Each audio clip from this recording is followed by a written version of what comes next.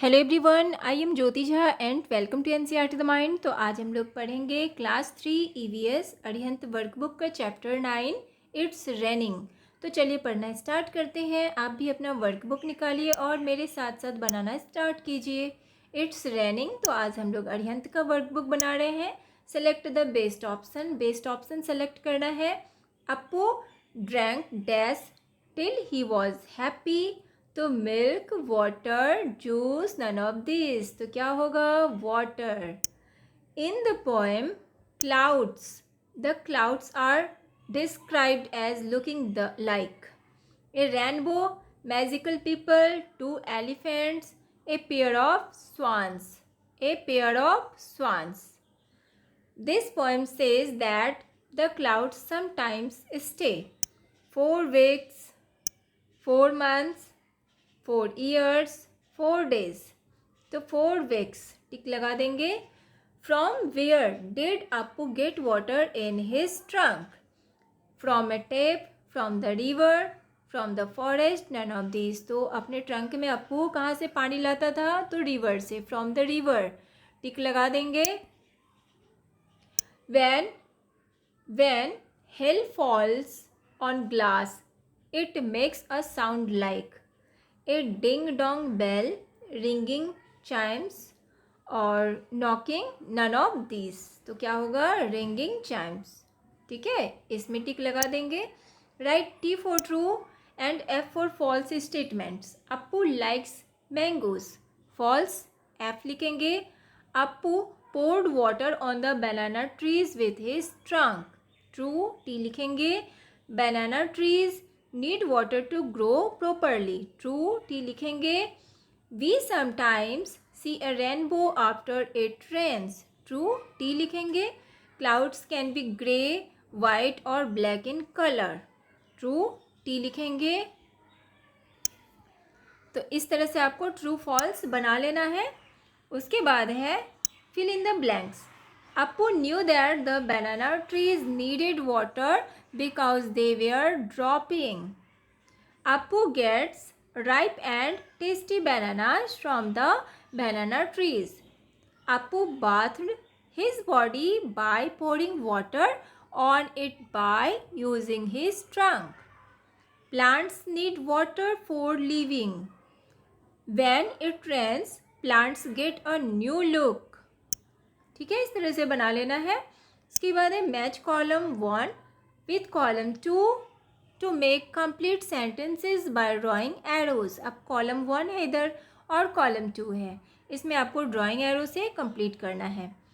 अपूज trunk stores water, banana trees give bananas, clouds sometimes come and go very quickly, paper boat floats on water.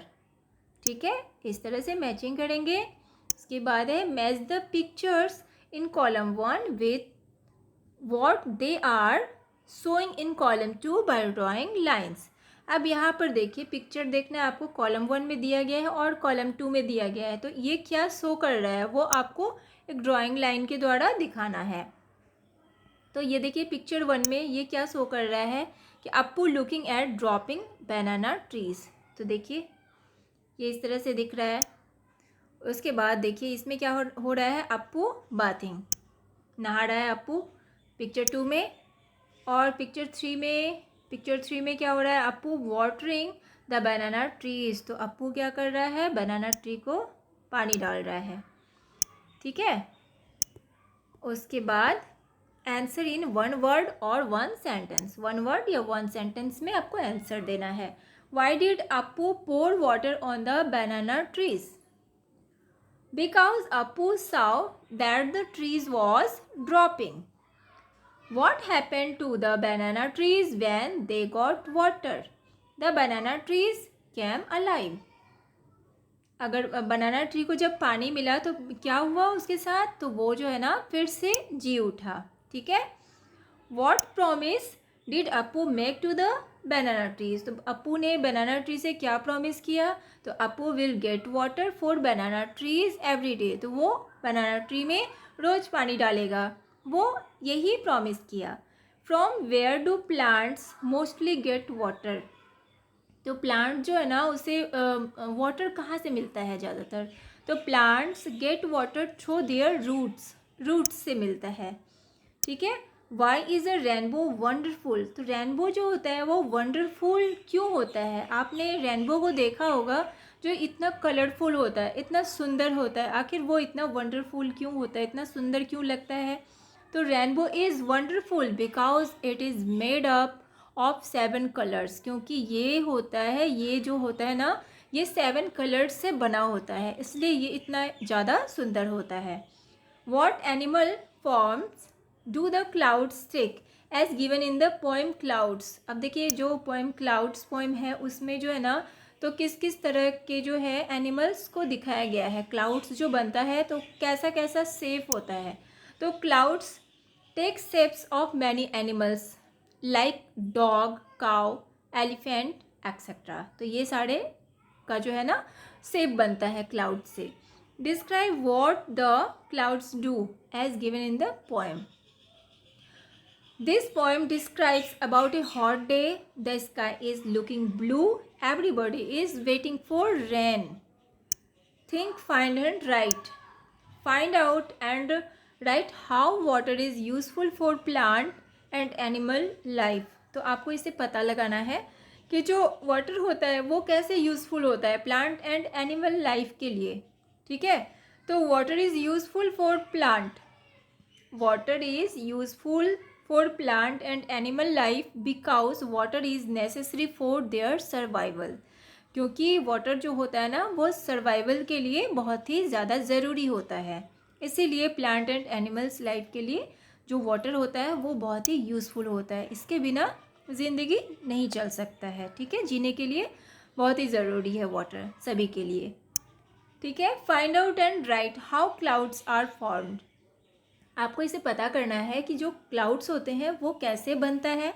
They are part of the water cycle.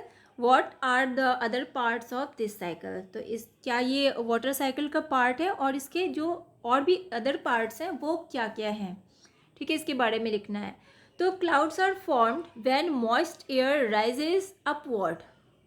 Yes, जो ये parts होता है water cycle का parts है, yes लिखेंगे। और इसके जो अदर पार्ट्स हैं वो क्या है? Evaporation, condensation and precipitation. ठीक है। तो ये भी इसके अदर पार्ट हैं ये। Find out and write what problems are faced by people. अब देखिए इसमें आपको पता लगाना है कि जो लोगों के द्वारा जो प्रॉब्लम्स फेस होता है। तो देखिए when it rains too much, जब रेन जो होता है ना बहुत ज़्यादा हो जाता है तो फिर क्या होता है, कैसे लोग जो है ना इसे फेस करते हैं इस प्रॉब्लम को।